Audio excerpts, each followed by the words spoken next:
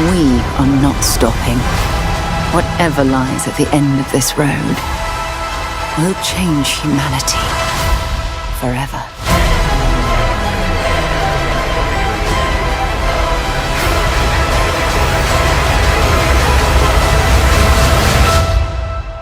This is where we belong.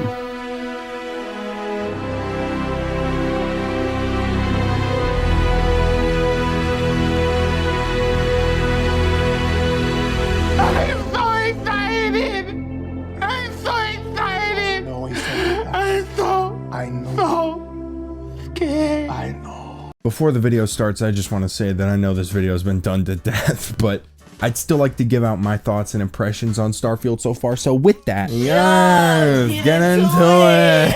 My expectations for Starfield have been slowly rising with each new piece of information we learn about the game. And it's weird because with each piece of information we get, there is a little bit of negative attached to all of the positive. Like for example, the ship customization is one of a kind, but you can't land on a planet without getting a cutscene. And once you land on a planet, you don't have any form of transportation other than running, which, you know, for the size of a planet, you know, running everywhere isn't really the best way to get around, I don't think. Or another one is, the universe of Starfield will have 1,000 planets, and each one will have a few handcrafted details on them. Except Starfield is based in a much more realistic universe, so the only other intelligent life is human, and 90% of the planets are empty. And I'm not saying I want a completely fictional take on space like other games, but I am just a little bit worried it's going to be too realistic in areas it doesn't have to be. But there is one feature in Starfield that I don't think has any negatives, and I'm really excited about it, and that's outposts. I was a huge fan of the settlement system in Fallout 4, so when they showed off the outpost system in the deep dive, I got really excited with a pinch of PTSD.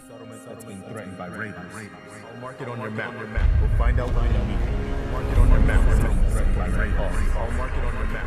And I think they might have solved the biggest problem with Fallout 4's settlement system, because admittedly, as much as I like Fallout 4, it crashes a lot. And sometimes having one of your giant settlements next to a mission area would really mess up the gameplay performance.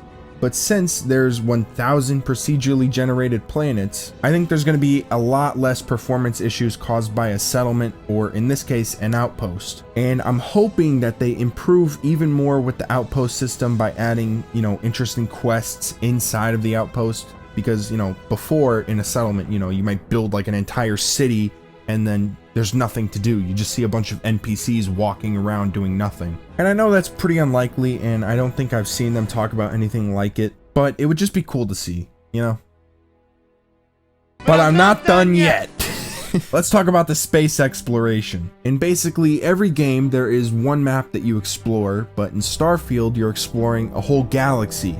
And with each planet you land on, there is a real possibility you're just going to be mining resources and killing a couple random enemies. Kinda like No Man's Sky, which till this day I still think is a really boring ass game. But a key difference between the two is Starfield is going to have actual dialogue and quests that'll hopefully give purpose to all of the tedious mining and exploring of empty planets. Like if there's only 9 planets that are fully fleshed out and the remaining 991 are just empty with a couple random enemy outposts with 0 dialogue, I'm gonna be a little bit pissed. Now, so far, I'm sure you're thinking, this guy hasn't said anything delusional. These are all valid points that have been repeated thousands of times. Now, following my review of Redfall, which, by the way, thank you so much for your support on that. I really do appreciate it. So a lot of people were Sorry, like, the top now Todd and the team have shown us thank you so much.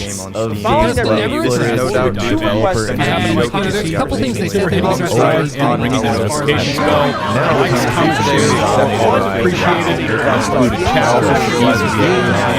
Here is where I get a little bit ridiculous. You see, normally I don't think mods can justify a horrible game at launch, but when it comes to Bethesda, they have one of the largest and most skilled mod communities in gaming. These guys can make any Bethesda game completely different from what it was at launch. So I'm thinking with how giant this game is, and how modder-friendly Bethesda games are, they can solve almost every problem Starfield might have. Like vehicles, or maybe even eliminating the cutscenes for seamless landing on a planet.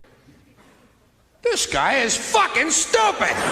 And I know I'm probably putting way too much faith in the modding community and possibly even Bethesda, but Todd Howard himself even said Starfield is going to be a modder's paradise. So all I gotta say is, I got a really good feeling about this game, and I probably shouldn't. Does that mean I'm gonna buy the $300 digital deluxe pre-ordered golden box delivery dedition? No, and I highly recommend you don't either. And I would also recommend that you probably shouldn't buy the game till a couple good reviews come out, like mine. And another thing I've been seeing that I don't think holds really any value are people who are shitting on this game right now because I don't think they believe anything that they're saying. Starfield is a massive disappointment by Bethesda, and personally, they should have just put the development time into Elder Scrolls 6. We recently got a fair amount of new gameplay for Starfield, the first reveal, and I can confidently say, based on what we've seen, Bethesda as a company must be trolling. This game isn't anything new, it's nothing innovative, and I don't even think it's worth your money. Bethesda, you're such a good company with so much potential. Yet you do this to us. You produce shitty content. I don't know what he's talking about because the game,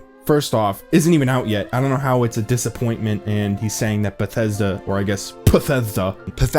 There's a fine line between skepticism and just being a clout-chasing cynic farming hate views. So with that, I'm gonna end this extremely original video. And if you guys have any interesting thoughts about the game, please leave a comment down below for me to read while I plow your grandma's driveway.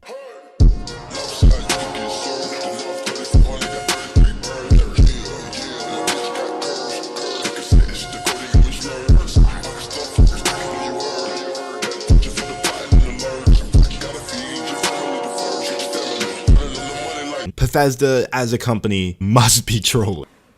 This guy is fucking stupid!